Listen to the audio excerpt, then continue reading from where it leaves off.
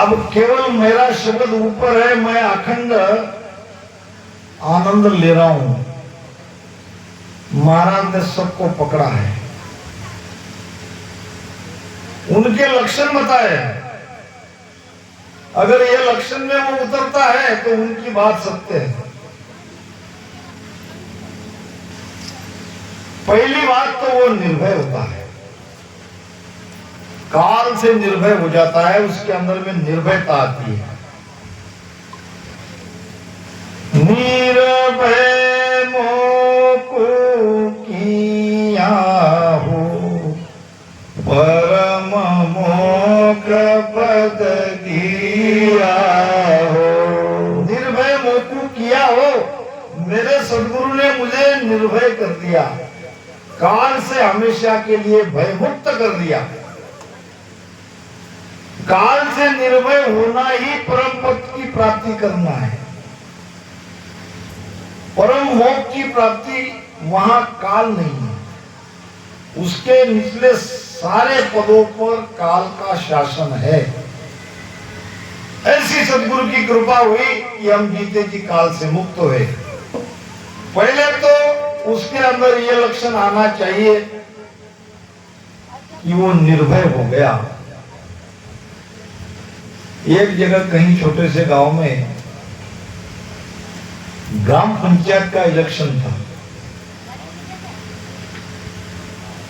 अब एक व्यक्ति रास्ते से जा रहा था, लोगों ने जो खड़े थे, पार्टी थी, प्रचारक थे, उन्होंने पूछा कि भैया भैया रुको, आपको तो पता है गांव में ग्राम पंचायत का इलेक्शन है, तो इस बार आपका, आपके परिवार का, सबका हमें वोट चाहिए।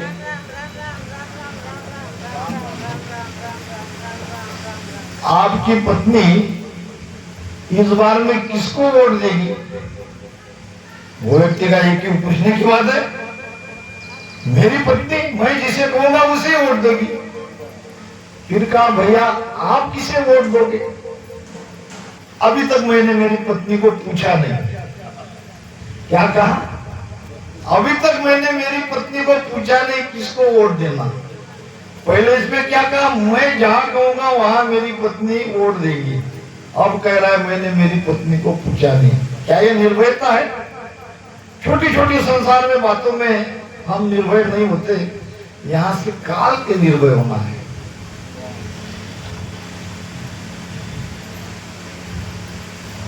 बलि काल ऐसो ब्रह्मा इंद्र धूजे।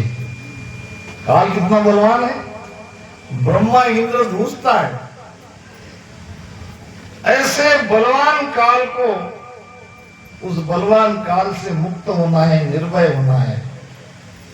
तो पहली बात, जो बंकनाल के रास्ते से ऊपर चढ़ गए, ब्रह्मांड में चढ़ गए, 10वें द्वार में चढ़ गए, वो काल से निर्भय हो गया। यही से हो गया निर्भय। काल के हाथ से वो लगभग निकल गया। अब थोड़ी दूर यात्रा रह गई, वहां तक काल की पहुंच जरूर है, मगर अब वो निष्प्रभ हो गया।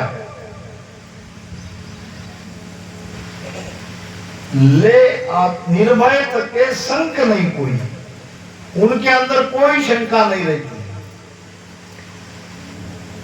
किस शंका के बारे में हो गए? जगत में रहने की। निर्भय तके संक नहीं कोई, ले आत्म सुख सारा। आत्मा का सुख क्या है? संसार में रहते हैं और संसारियों के जैसे सांसारिक सुख लेते हैं, उसमें उनको कोई डर नहीं है। कैसे लेते हैं? हमारे गुरुदेव संत मोहनदास जी महाराज बताते हैं, भूख लग गई, भोजन कर लिया, थाली की तरफ देखा नहीं। भाई शरीर है, शरीर की भूख है, जितनी जरूरत है उतनी ले लिया, फिर उसकी तरफ देखा भी नहीं। इस प्रकार से आत्मा के सारे सुख वो लेता है और जगत संसार से भागता है।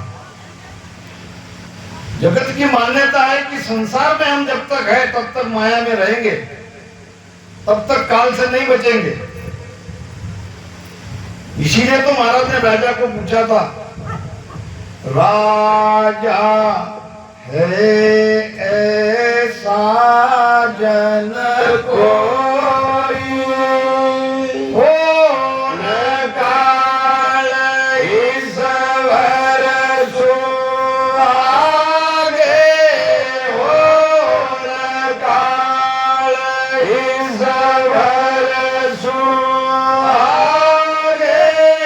जान बताओ मोई राजा है ऐसा जन कोई, ये कोई ज्ञान त्याग ले जावे, तीके काल मोह माये राम, वे कोई ज्ञान त्याग ले जावे, तीके काल मुख माये, वाकी संगत परम मोक्ष नहीं, वाकी संगत परम मोक्ष नहीं, हंसो किस विद जाई, राजा है ऐसा जन कोई। त्यागियों का मोक्ष नहीं होता है। मोक्ष के लिए वो सर्वस्व का त्याग करते हैं। महाराज कहते हैं वो सब काल के मुख में है, त्याग से काल कहां डरेगा।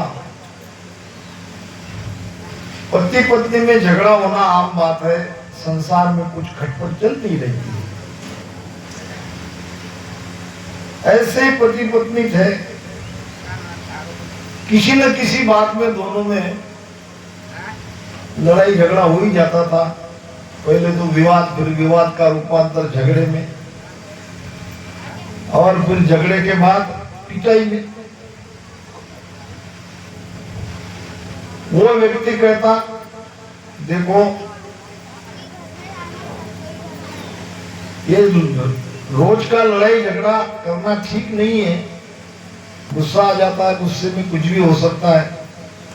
अगर तुम ऐसे ही करते रहोगे तो एक दिन मैं ये घर का त्याग करके चला जाऊंगा। फिर पत्नी कहती जाओ, रोका किसने, अगर जाना है तो चले जाओ। ऐसे ही एक दिन बहुत झगड़ा हुआ और चला गया। अब चला गया तो जाएगा कहाँ, खाना कहाँ खाएगा, रहेगा कहाँ, कई प्रकार की दिक्कतें आती है।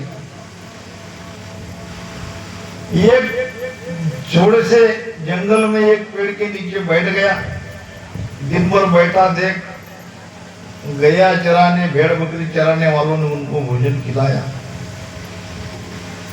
अब धीरे धीरे लड़ाई झगड़ा टंटे से थोड़ा दूर चला गया तो उसका मन भी लग गया वहां। भोजन की व्यवस्था होने लगी, धीरे धीरे लोग आने लगे। अब इधर पत्नी को लगा कि क्या सचमुच तो नहीं चला गया, चलो देखते हैं, क्योंकि अभी तक घर में सब कुछ था। अब किराना अनाज भी खत्म हो गया, अब तो पति की जरूरत थी। अब पता तो था कहाँ बैठे हैं, कहाँ भोजन कर रहे हैं। पत्नी को लगा ये तो आएंगे ही नहीं। अब गई, दूर से देख लिया पत्नी को आते। अब कैसी आई बुलाने के लिए, नहीं जाऊंगा, कितना भी कुछ किया तो भी नहीं जाना है मुझे। पत्नी वहां तक आई और पत्नी ने ये नहीं कहा घर चलो, पत्नी ने कहा मैं तुम्हें बुलाने नहीं आई। अंदर मन में विचार करने लगा, बुलाने नहीं आई तो किसके लिए आई। मैं तुम्हें बुलाने नहीं आई, तुमको जितना दिन बैठना है वहां बैठो, मुझे तुम्हारी जरूरत नहीं। फिर क्यों आई? वो हमारे और पड़ोसी के बीच में एक पेड़ है, वो पेड़ वो पड़ोसी काट रहा है, मुझे बताओ वो पेड़ किसका है? ये कहने लगा पेड़ तो हमारा है, मेरे बाप ने लगाया, मुझे क्या कहते, उसको कहो पड़ोसी को, चलो। हो गया गुस्सा, चला गया। ये योग नहीं है, ये त्याग नहीं है। मन का त्याग, त्यागी जे तो मन को प्राणी जीव की कर ले सहाय। त्याग तो मन का चाहिए, त्याग तो भीतर का चाहिए। तो निर्भय वही है जो परमात्मा ने ये दुनिया बनाई, स्त्री पुरुष का जोड़ा बनाया और एक सुंदर दुनिया में हमें रहने को दिया। तो इसमें रहो, इसमें कोई खोट मत निकालो, इसमें रहते हुए अपना कार्य कर लो। संग्रह त्याग एक नहीं कोई। संग्रह त्याग का मतलब क्या? न गृहस्थी और न त्यागी। साई रखे जहां हंस रहे, जहां भेजे तहां जावे। भजन करने वाले को न गृहस्थी बाधा करती है, न त्याग बाधा करता है, न कोई संग्रह न त्याग, और न पाप पुण्य का विचार। न पाप करता है, पाप तो करेगा ही नहीं, और फल की आकांक्षा से पुण्य भी नहीं करेगा। न कोई संग्रह करेगा, न किसी वस्तु का त्याग करेगा। सब कुछ जैसा सामान्य जीवन जीते हैं वैसा जिएगा, मगर सुरती अखंड परमात्मा में उस शब्द के साथ रहेगी। ये है पूरे जोगी के लक्षण। अब आत्म हटके आत्म भटके, यानी जो मार्ग, जो भक्ति, जो उपाय हमने धारण किए हैं उसमें संतोष नहीं है, उसमें अटकना भटकना है, वो निर्भय नहीं है। हमारी धारा हमें एक बार आने के बाद भजन में लग जाता है, वो वापस कहीं नहीं जाएगा। देख लो आप,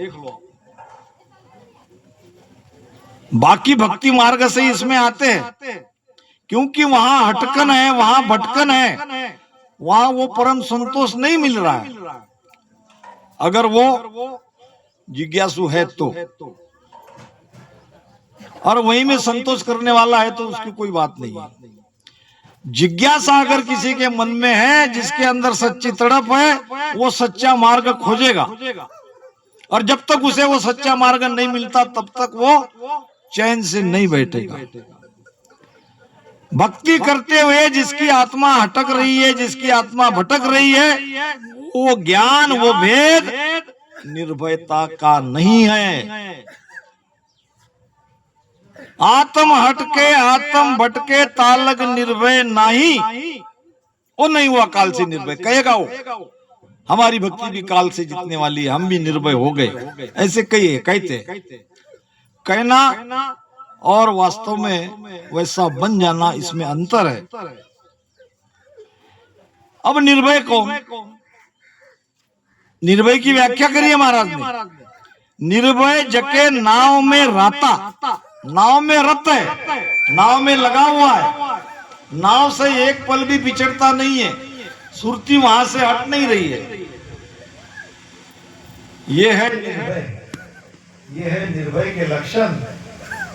और दूसरी बात, भव डर कछु न काई। भवनाम, भवनाम इच्छा, भवनाम काम क्रोध लोभ मोह, ये सब भवसागर ही है। ये भवसागर में वापस आएंगे, इसका कोई डर नहीं है। भव कहां तक है? ये भवसागर कहां तक है? त्रिकुटी के नीचे नीचे। भव सो रहे त्रिकोटि ये देव काम क्रोध अहंकारा शीलता समन घाट सब घट लांग हुआ जन पारा। निकल गया भवसागर से।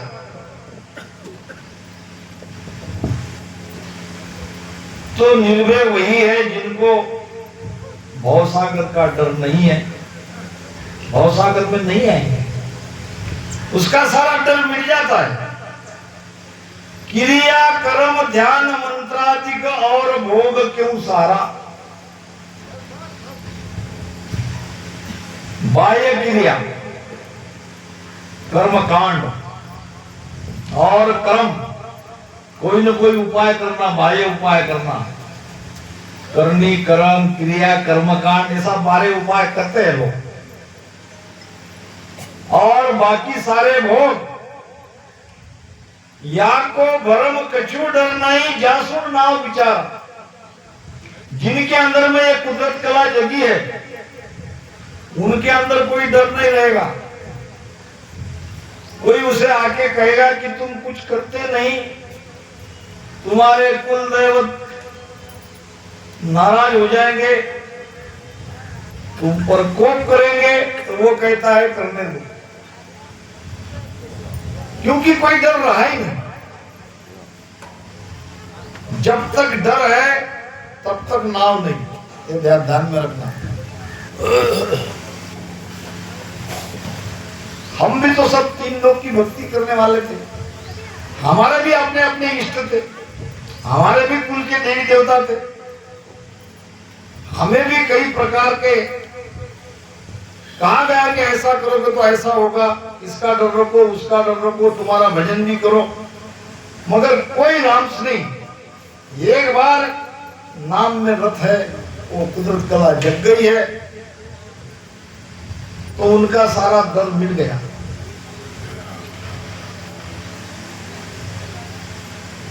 या को भरम कछु डर नहीं जासुर नाव विचारा। अगर डर है, अगर आज भी हम 2 नाव में बैठे हैं तो नाम जगा नहीं, कुदरत कला जगी नहीं। कुदरत कला जगाने वाले को कोई अंदर में ये बात मन में आती नहीं, कोई डर पैदा होता ही नहीं। जे डर पे जा त्याग न काहीं। अब जहां डर है वहां त्याग नहीं है,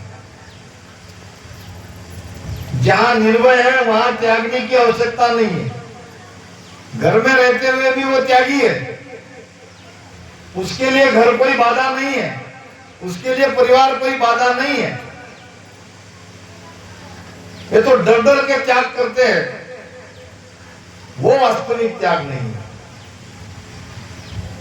अपना घर छोड़ दोगे, कहीं तो जाके रहोगे, या कहीं रामधारा में रहोगे, अब वहां भी कुछ करना पड़ेगा।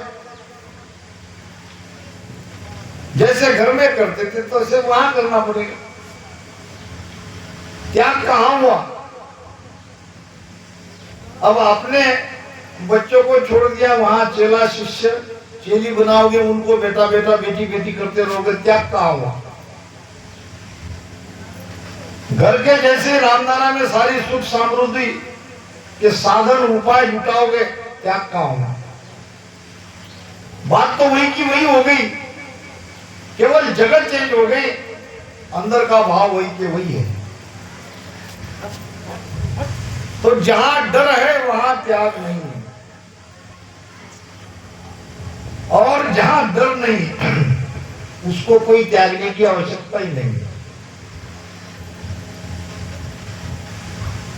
जे डर पे जा त्याग न काई तत्व भेद नहीं पायो।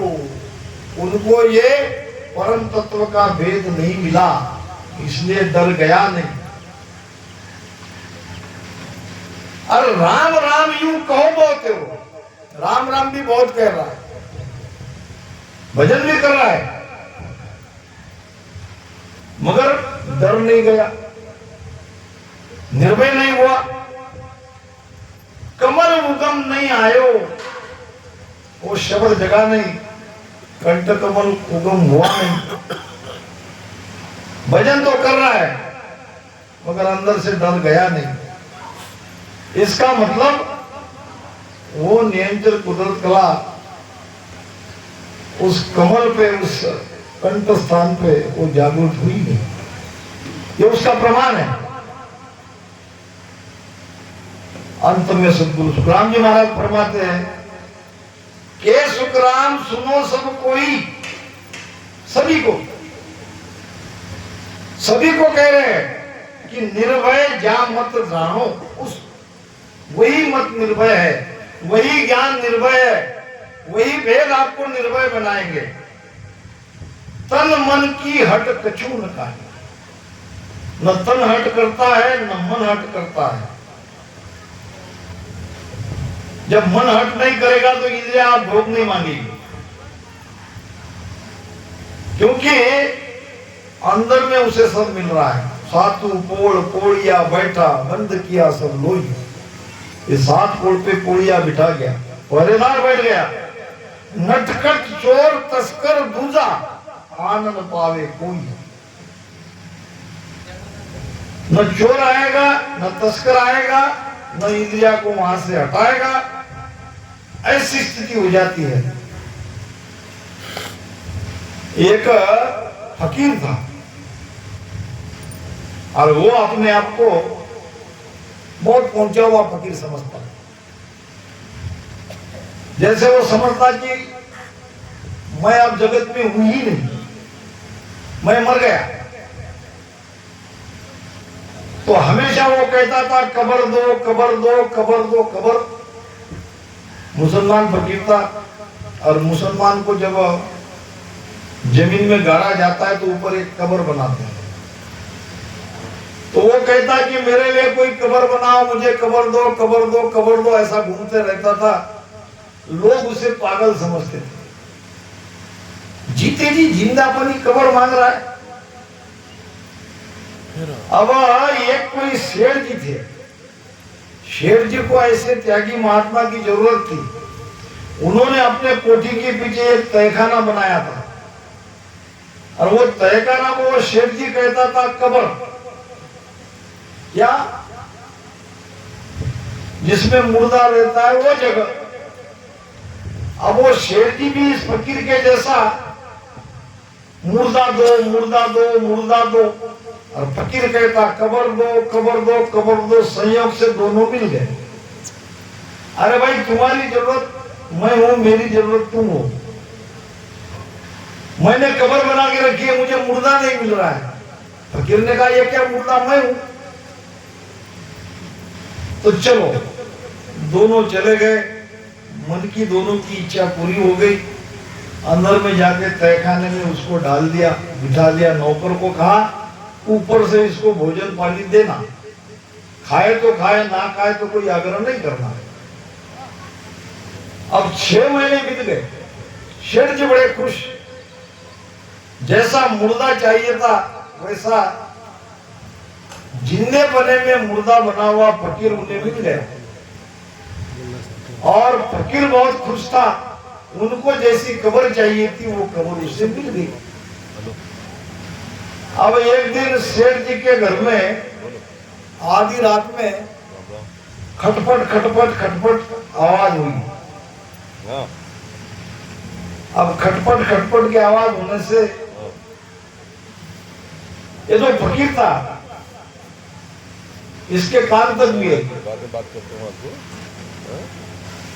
अब आवाज तो कोई घर के लोगों की नहीं है, सारे नींद में सोए हैं। ये बात कोई और है। ऊपर का थोड़ा दरवाजा ढक्कन खोल के थोड़ा बाहर देखा, टोहरी। तो एक चोर तिजोरी तोड़ के सारा माल चुरा रहा था, डाल रहा था थैले में। अब ये निकला बाहर, चोर के पीछे पीछे पीछे पीछे गए। अब धन काफी था, चोर अकेला था, चोर को लगा कि अकेला नहीं ले जा पाऊंगा, इसको कहीं सुरक्षित जमीन में गाड़ देते हैं और कल आके ले जाएंगे।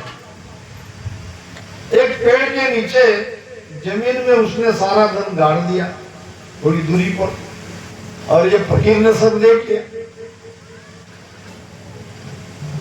अब चोर चला गया, फकीर वापस आ गया, दिन निकले तो रोना पीटना शुरू हो गया। सेठ जी के मैं बर्बाद हो गया, मेरा सारा धन लुट गया। अब सेठ जी को दुखी देख ये अपनी कब्र से बाहर निकला। सेठ जी चिंता मत करो, आपका सारा धन सुरक्षित है। तो सेठ जी ने कहा कहाँ है, चलो मैं बता देता हूँ। अब उसकी निशानदेही पर सेठ जी का सारा धन जो चोर ने चुराया था वो वापस मिल गया। वापस घर में जो की त्यों तिजोरी में रखने के बाद सेठ जी हो गए नाराज। फकीर ने कहा सेठ जी आप नाराज क्यों, आपका सारा धन तो आपको मिल गया, आपको तो खुश होना चाहिए।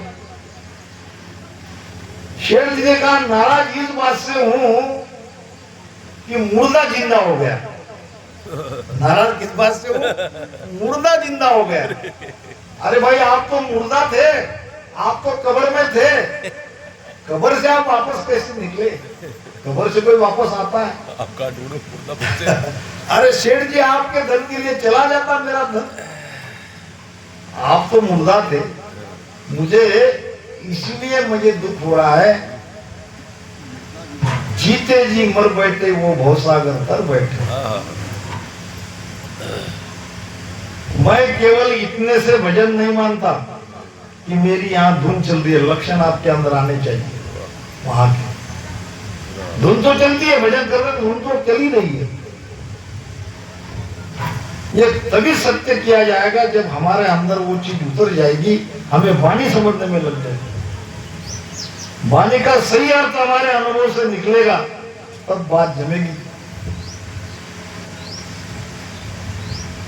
तो के सुखराम सुनो सब कोई, निर्भय जामत जानो, उस मत को निर्भय समझो, उस भेद को निर्भय समझो जहां तन की मन की कोई हट नहीं है,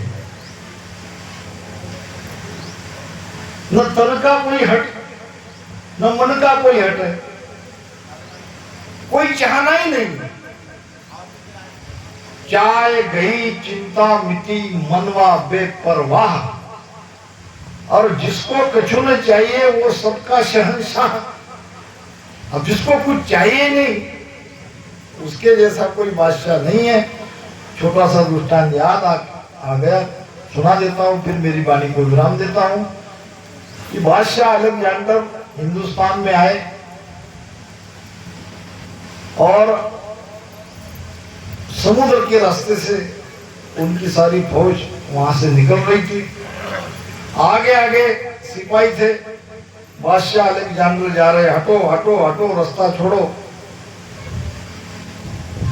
एक फकीर था, केवल एक लंगोटी डाल के सोया पड़ा था, अब वो उठ नहीं रहा था। उसको कहा कि भाई बादशाह अलेक्जेंडर आ रहे हैं, उठो। उसने कहा मैं बादशाह का बादशाह हूं, मैं क्यों उठूं?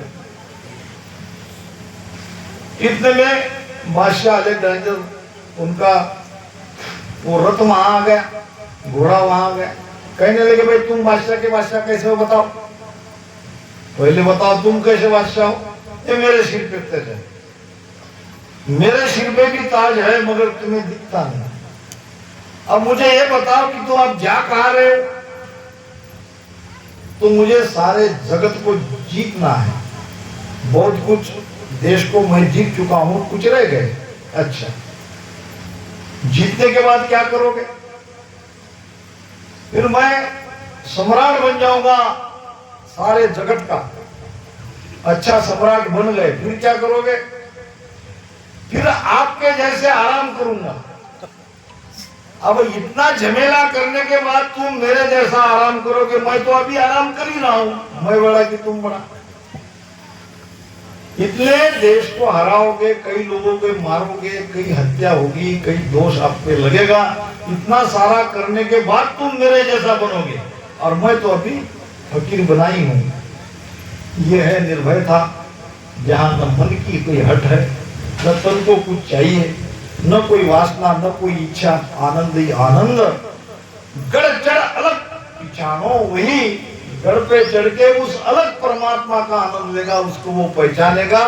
यही वास्तव में पूरा योगी है, और बाकी सब आधे अधूरे है। सदगुरु शुक्रा